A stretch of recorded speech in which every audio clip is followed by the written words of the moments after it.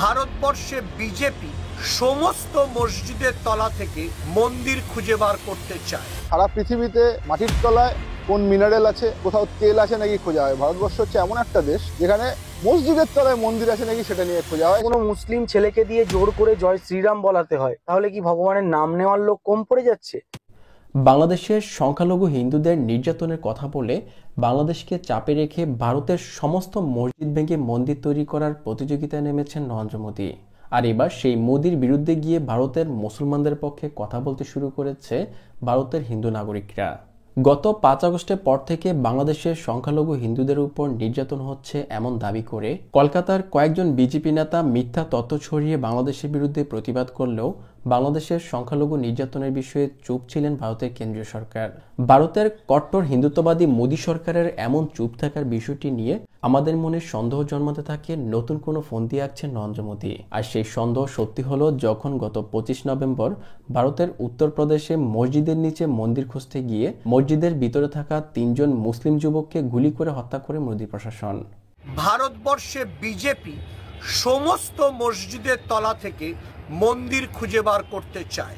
এমনকি তারা আজমিরের দরগার নিচেও মন্দির খুঁজে পাওয়ার চেষ্টা করেছিল। এরা এমনকি কুতুব মিনারের তলাতেও হিন্দু মন্দির আবিষ্কারের চেষ্টায় চলে গেছিল। এগুলো কেন? কারণ বিজেপি অন্য ধর্মের সঙ্গে সহাবস্থানে বিশ্বাস করে না। তাদের পরধর্ম সহিষ্ণুতা কম। আরএসএস বিশ্বাস করে ভারতবর্ষকে একটা হিন্দু রাষ্ট্র করতে হবে। 130 কোটি জনসংখ্যার দেশ ভারতে 20 থেকে 25 কোটি সংখ্যালঘু মুসলমান রয়েছে, যারা প্রতিদিন কোনো না কোনোভাবে ভারতীয় হিন্দুদের কাছে নির্যাতনের শিকার হচ্ছে। 2014 সালের নরেন্দ্র মোদীর হিন্দু জাতীয়তাবাদী দল ভারতীয় জনতা পার্টি বিজেপি ক্ষমতায় আসার পর থেকে ভারতের 20 কোটি মুসলমানদের জীবন আরও বেশি অশান্ত হয়ে পড়েছে।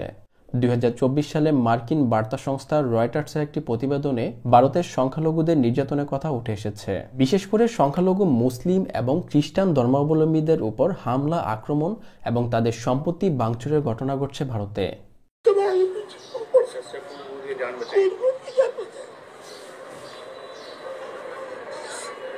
ভারতবর্ষের বিধানসভা থেকে শুরু করে সরকারি চাকরির সব জায়গায় মুসলিম সহ অন্যান্য ধর্মাবলম্বীদের বঞ্চিত করে একচ্ছত্রভাবে আধিপত্য করছে ভারতের হিন্দুরা।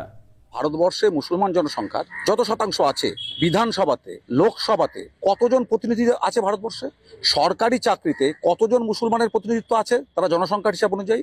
ভারতের সংখ্যালঘু মুসলমানদের সাথে এমন বৈষম্যের পরও ভারতবর্ষে শান্তিতে বসবাস করতে পারছে না মুসলমানরা। কেন্দ্রীয় সরকারের গুরুত্বপূর্ণ ব্যক্তিদের মুসলিম বিরোধী বিদ্বেষমূলক বক্তব্যে ক্রমেই অনিরাপদ হয়ে উঠেছে ভারতের মুসলমানদের জীবনযাপন। সম্প্রতি 3য় মেয়াদে লোকসভা নির্বাচনে জিতে ক্ষমতায় আসা প্রধানমন্ত্রী নরেন্দ্র মোদী ও তার হিন্দুত্ব জাতীয়তাবাদী দল ভারতীয় জনতা পার্টি বিজেপির অধীনে ভারতের সংখ্যালঘুদের উপর হামলার ঘটনা আরও বেড়েছে। একটি দেশের প্রধানমন্ত্রী যখন সব ধর্মের নাগরিকদের নিরাপত্তা দিবে, সেই জায়গায় মুসলমানদের বিরুদ্ধে বিদ্বেষ ছড়ানোর প্রতিযোগিতায় সবার থেকে এগিয়ে আছে খোদ নরেন্দ্র মোদী। যে দেশে প্রধানমন্ত্রী বলে আমি পোশাকের রং দেখে সন্ত্রাসবাদী চিনতে পারি, মানে পরিষ্কার করে একটা সম্প্রদায়কে উদ্দেশ্য করে বলেন যে তারা সন্ত্রাসবাদী, সেই দেশে আপনি কি আশা করেন? আয়তন এবং জনসংখ্যায় চীনের পর এশিয়ার 2য় সর্ববৃহত্তম দেশ ভারত। বর্তমানে নিজেদেরকে একটি হিন্দু রাষ্ট্রে পরিণত করার পরিকল্পনা করছে মোদী প্রশাসন। তাই ভারতবর্ষের সংখ্যালঘু মুসলিম, বৌদ্ধ, খ্রিস্টান সহ অন্যান্য ধর্মাবলম্বীদের উপর দরপাকড় চালাচ্ছে ভারতের হিন্দু গেরুয়া বাহিনী।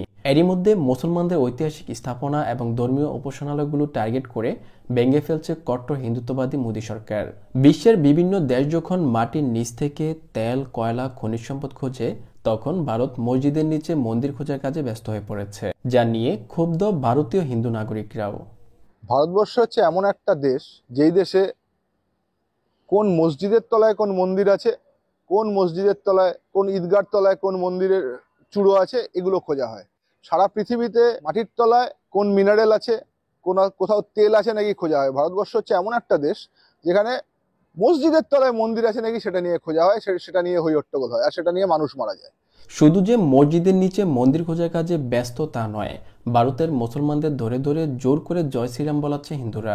আর যারা জয় শ্রীরাম বলছে না তাদেরকে ধরে ধরে গণপিটুনি দিচ্ছে ভারতের হিন্দুরা। শুধু তাই নয়, মাথায় টুপি পরার অপরাধে মোহাম্মদ বরকত নামে এক মুসলিম যুবককে বেধড়ক পিটিয়েছে কয়েকজন হিন্দু যুবক।